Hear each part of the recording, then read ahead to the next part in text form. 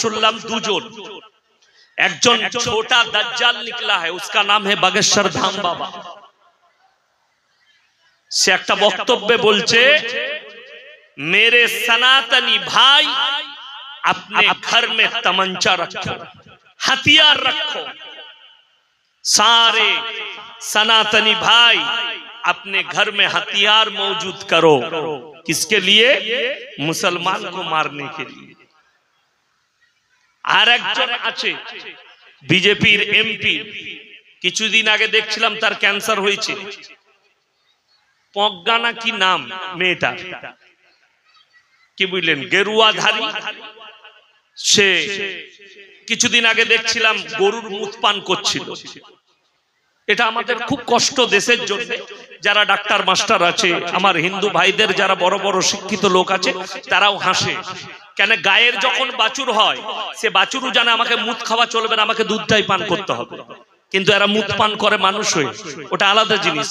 সে order দিচ্ছে मेरे देश के सनातनी बहन जितने हैं अपने अपने घर में अस्त्र रखो, हथियार रखो। अगर वो भी ना हो तो एक एक चाकू रख लो, सब्जी काटने वाला एक छुरा रख लो, क्योंकि तुम्हारा काम आएंगे बाजू वाले को काटने के लिए। बागेश्वर धाम बाबा और मैं मौलवी साहब होके यही वार्ता दूंगा। हम मुसलमान, हमारे उलामाओं ने यह वार्ता दिया कि जेब में, हाँ, घर में हथियार नहीं, जेब में एक तो कलम रख लो। एजुकेशन নিয়ে এসো। শিক্ষার থেকে বড় হাতিয়ার আর কিছু হতে পারে না। শিক্ষার থেকে ভালো অস্ত্র আর কিছু নয়। তুমি শিক্ষার দ্বারা মানুষকে প্রতিহত করো, ব্যবহারের দ্বারা, ভাষার দ্বারা তুমি সেই জিনিসকে খারাপকে প্রতিহত করো, কখনো তলোয়ারের দ্বারা না। কেন? ये बाबा को पता नहीं, बाबा जी जरा हमारे रसूल के अखलाक तो पढ़ लो। अल्लाह नबी सल्लल्लाहु अलैहि वसल्लम हिंसार द्वारा नয়, তলোয়ারের দ্বারা নয়, বিদ্বেষের দ্বারা নয়, আখলাক আর চরিত্রের দ্বারা ইসলাম প্রচার করেছে। জোরে বলুন সুবহানাল্লাহ। যার কারণে আল্লাহর হাবিব মক্কা থেকে মেহনত শুরু করলেন। গোটা পৃথিবীর বুকে এখন 250 কোটি মুসলমান।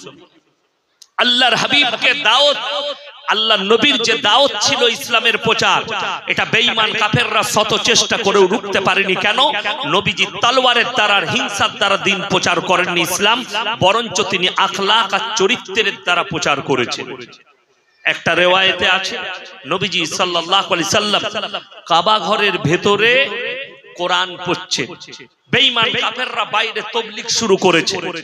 নবীর বিরোধীরা, আল্লাহর হাবিবের বিরোধীরা নবী যে কোরআন আবৃত্তি করছে, সে কোরআন তোমরা মোটেই শোনো না, হাততালি মারো আর কানে আঙ্গুল দাও। আল্লাহ নবীজির কাছে আয়াত পাঠালেন, ওয়াকাল আল্লাযীনা কাফারু লা তাসমাউ লিহাযাল কুরআন ওয়ালগাউ ফীহি লাআল্লাকুম তাগলিবুন। হে আমার বিশ্ব নবী, বেঈমান কাফেররা তোমার জন্য বাইরে তাবলীগ করছে। নবী যে কোরআন আবৃত্তি করে, সে কোরআন তোমরা শ্রবণ করো না, বরঞ্চ হাততালি মারো আর কানেতে আঙ্গুল দাও। আল্লাহর কসম, আমার নবীজি দোয়া করেছেন তাদের জন্য, আল্লাহ তুমি তাদেরকে হিদায়াত দাও। জোরে বলুন সুবহানাল্লাহ।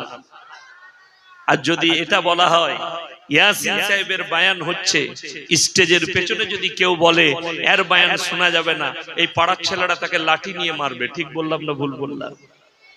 এটাই পার্থক্য আল্লাহর হাবিবে মেহনত, দাওয়াত আর আপনার আমার দাওয়াত। তা না হলে বলে দিই, মুসলমান এখন আবেগে ইসলাম করে, জোশে, হোসে ইসলাম কারুর নেই, হোসে ইসলাম নেই।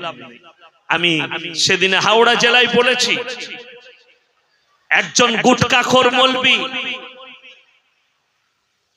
ফুরফুরার নাম নিয়ে লম্বা জামা লাগিয়েছে, আমার বিরোধী কথা বলেছে একটা জলসায়।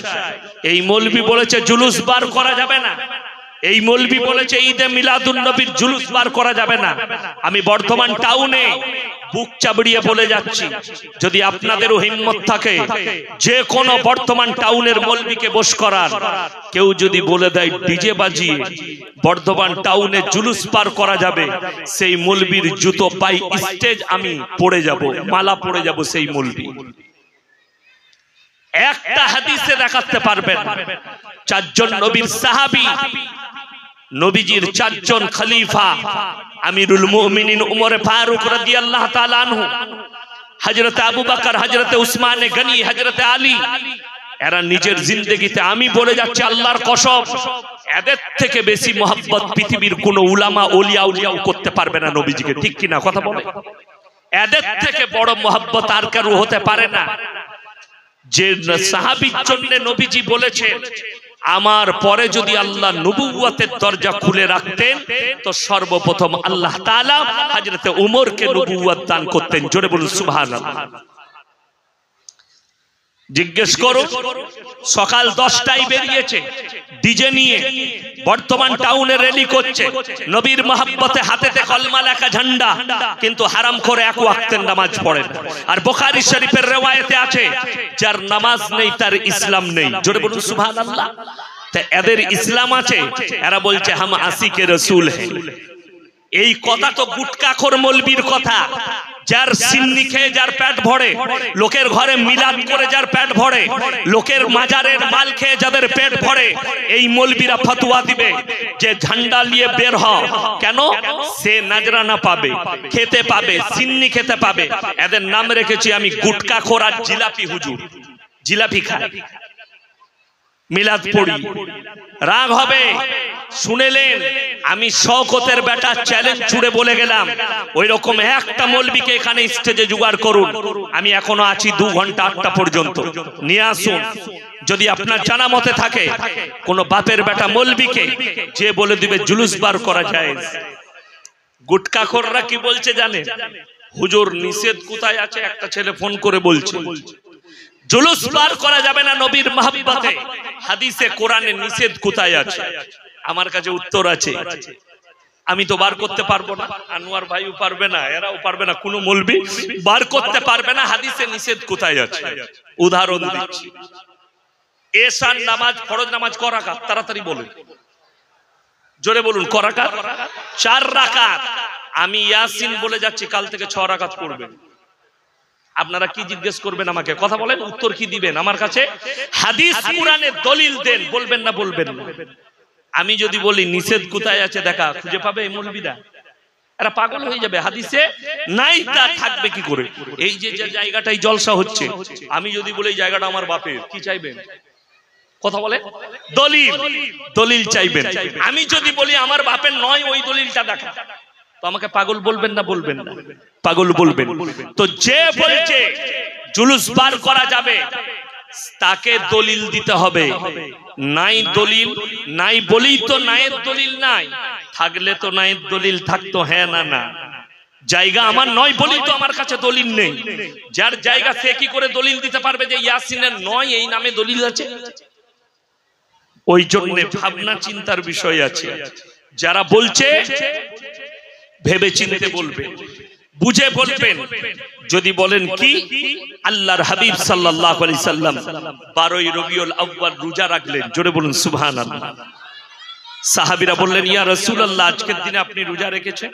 নবীজি বললেন আমি আল্লাহর শুকর আদায় করে, এটা হাদিস, হাদিসের মধ্যে বর্ণনা হয়েছে, আমি আল্লাহর শুকর আদায় করে রোজা রাখলাম, এই দিনে আল্লাহ তাআলা আমাকে দুনিয়াতে পাঠিয়েছেন। জোরে বলুন সুবহানাল্লাহ। আচ্ছা আপনারা বলুন, যে মালকটা ওভারব্রিজে নাচছিল, সে মালকটা রোজা রেখেছিল?